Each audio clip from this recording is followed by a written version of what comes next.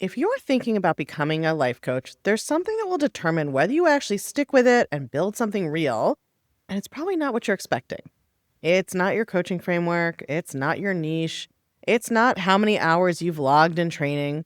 It's what's happening in your own mind when you're sitting across from a client. You can know every coaching concept in existence, and if you're in your head during a session, worried about whether you're doing it right, like afraid your client doesn't like you, taking everything they say personally, you cannot access any of that knowledge because you're too busy managing your own anxiety to actually coach anyone. And coaching programs rarely prepare you for this. That's what this video is about. I'm Cara Loewentheil. I'm a New York Times bestselling author, master certified coach instructor, and founder of the Socratic Coach Academy, where I train and certify coaches in my methodology. Before I built any of this, I was a lawyer. I was a reproductive rights litigator. I did a federal appeals court clerkship, and I had a career that looked from the outside exactly like what I'd been working towards. What shifted things for me was learning how my brain actually worked. Learning that the self-doubt and overthinking that I carried through all those professional accomplishments weren't personal failings. They were thought patterns that could be changed. That's what actually led me to coaching. And it's what I've built my entire coach training program around. Because the coaches I've seen struggle aren't struggling because they don't know enough about coaching. They're struggling because they don't know how to manage their own minds while they're coaching. So in this video, I'm going to walk you through what actually separates coaches who build real, sustainable practices from the ones who burn out or quit early. What I'm describing is not a personality trait that you either have or don't have. It's something that can be developed deliberately. And understanding that changes how you approach this work from the beginning. Because here's what I see consistently with new coaches and what I experienced myself early on. You get trained, you learn the frameworks, you learn the tools, you learn what questions to ask, you feel prepared, and then you get on a call with a real client and something happens that you were not expecting. Like your client gets super emotional, or they push back and they don't like what you're saying, or they go really quiet, or they tell you that it's not working.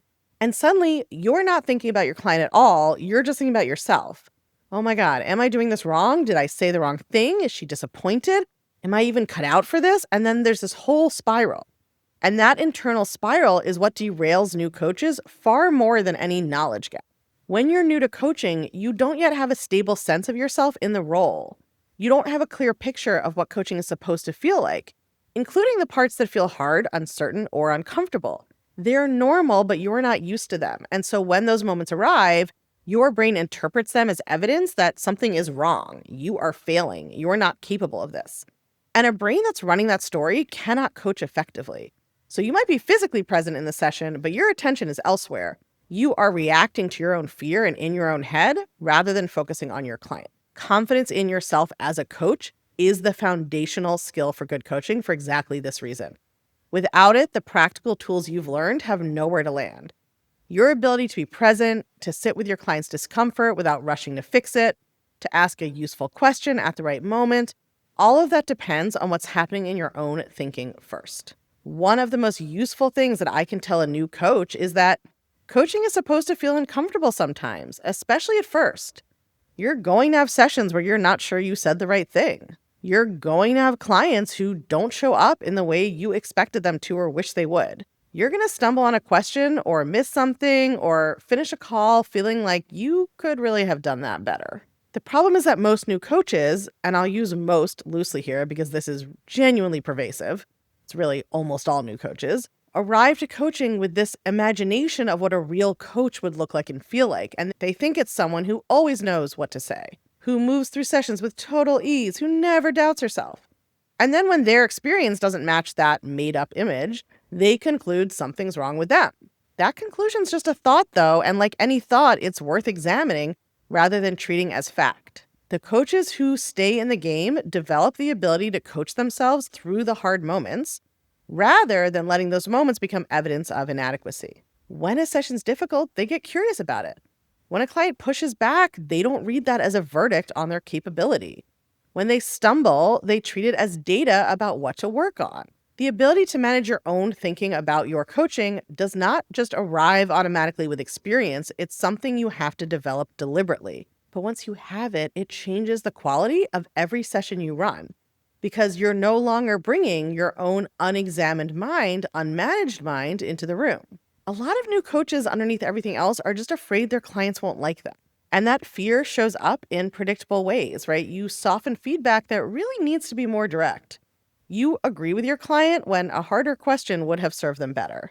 You avoid topics that might create friction or make the client feel uncomfortable. You try to make sure your client leaves every session feeling good, even when feeling good isn't what would actually help them right now. When you're coaching with an agenda, and specifically the agenda of being liked, you cannot focus fully on what your client needs. Your attention's split between your client and managing their perception of you. And the need for approval doesn't disappear because you've decided to become a coach. It will follow you into the work if you haven't dealt with it. And if you don't address it and if you don't deal with it, it limits what you're able to do for your clients in ways you may not even notice because everything you're doing still looks like coaching from the outside. The coaches who are able to show up cleanly to a session are the ones who have done enough of their own work so that they're genuinely unattached to whether the client thinks they're brilliant or an idiot. They want the best outcome for their client, and they're not managing perception trying to get there. Getting to that place, coaching that way, requires working on your own thinking, your belief that you're capable, that a difficult session doesn't define you, that your client's emotional response to the work is not a measure of your worth as a coach. Confidence as a coach is built while you're doing the work, not before you start it. A lot of people wait to feel ready before taking their first client, as though that confidence is something that can possibly arrive before the work begins. But that confidence comes from doing the work, stumbling, coaching yourself through it, and discovering that you can handle more than you thought. What accelerates that process is practice and feedback.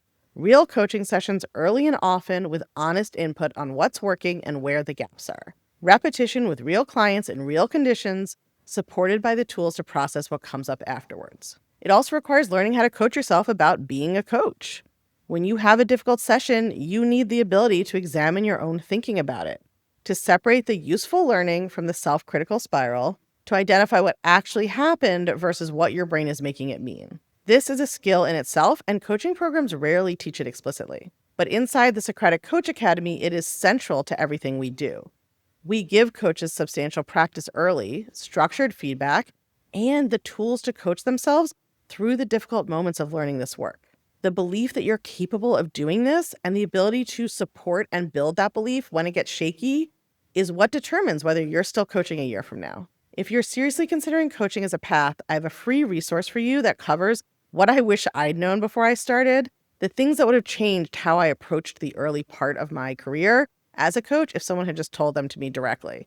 You can grab it at unfuckyourbrain.com/3 things. That's the word 3 and the word things, but no space, 3 things. And the link is in the description below. The reason most people want to become coaches is that they've experienced what it feels like when someone helps them see their own thinking clearly. Something shifted for them in a way other approaches hadn't.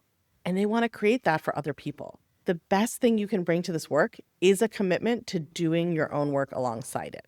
The coaches who build sustainable practices over time are as committed to examining their own thinking as they are to helping their clients examine theirs. They're willing to look at their own fear, their own need for approval, their own doubt about whether they belong in this role, and work on it, not try to go around it or ignore it. At the Socratic Coach Academy, that's the work we prioritize, teaching you how to coach clients effectively and teaching you how to coach yourself through the ongoing experience of doing it. If you want to learn more about what that training looks like, the link is in the description.